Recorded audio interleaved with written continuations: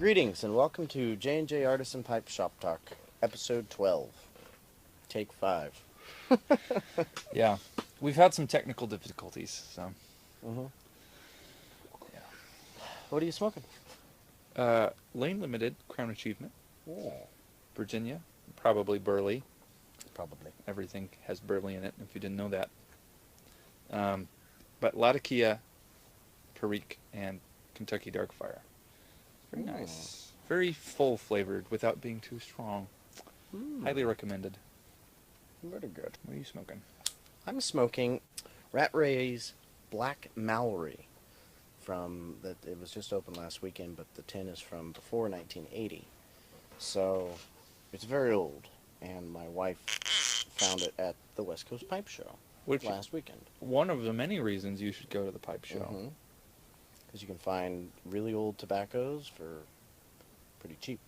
And it is fantastic. It's very mellow. It's a Latakia, but you can barely, you get the flavor of the Latakia, but it is just so smooth and mellow. And I'm not a big fan of English. He is, I'm not. But I really like this English. So, what are you drinking?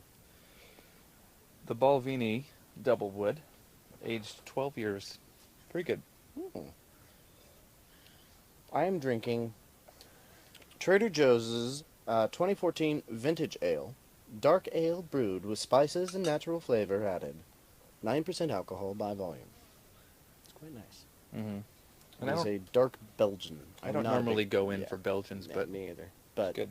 It's a dark one, and it's very, very good. So, fifth take, second glass. Here we go. So we went to the show. Yeah. We don't have any pipes left. Sorry. If you see something on our Facebook or our Instagram that intrigues you, please ask. Normally, those have not been found a home yet. Yeah. So we're in the process of matching them to a home. Yeah. So if there's something that catches your eye, feel free to ask about it.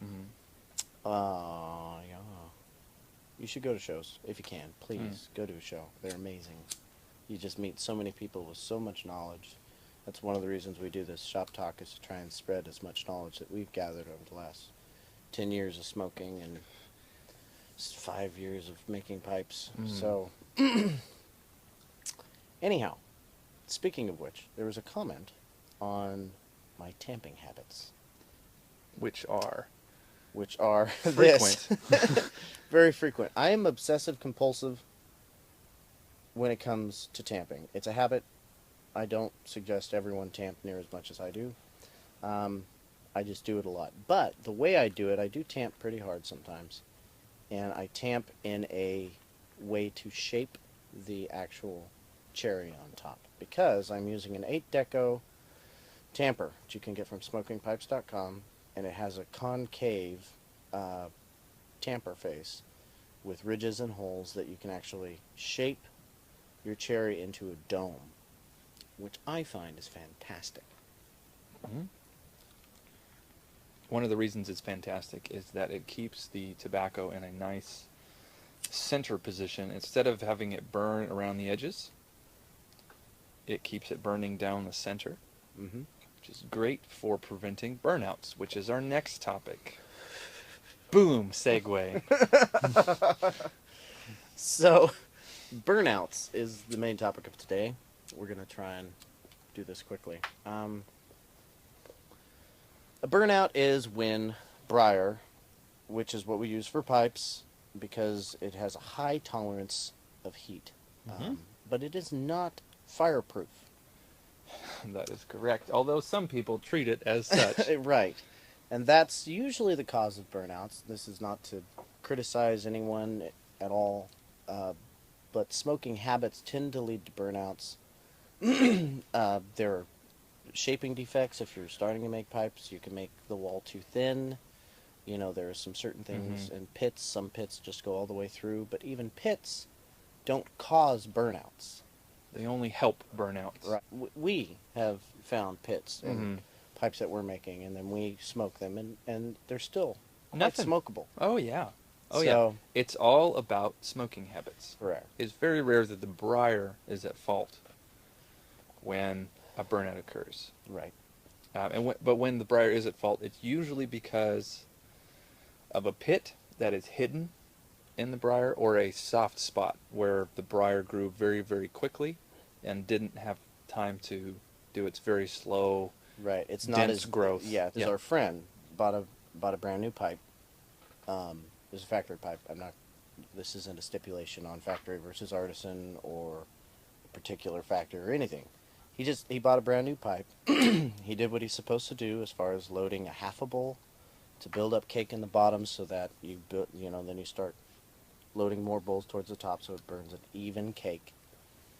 Because you want cake on the bottom because that's where it gets the hottest at the end, and that's where you want cake because otherwise you'll have a burnout.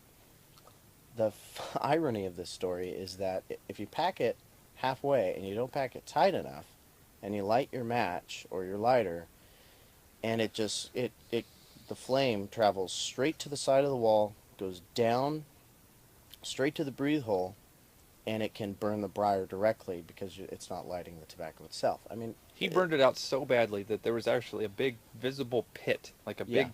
The breathe hole charred out. I mean, I think it might have been a soft spot as well, but still, it was very dramatic. And all he did was load a half a bowl, smoke it. That was it, and it was a really, really bad char. So And you can prevent this by packing above the draft hole yeah, definitely more.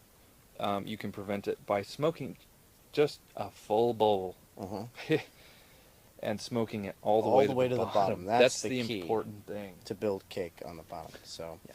And I'm sure we're probably going to be slightly controversial and probably get a lot of responses on opinions. Everyone has their own opinion. This is what we find. Right. Tell us what you think. Mm-hmm. And now next week we're going to be talking about bowl coatings, Which really helps prevent.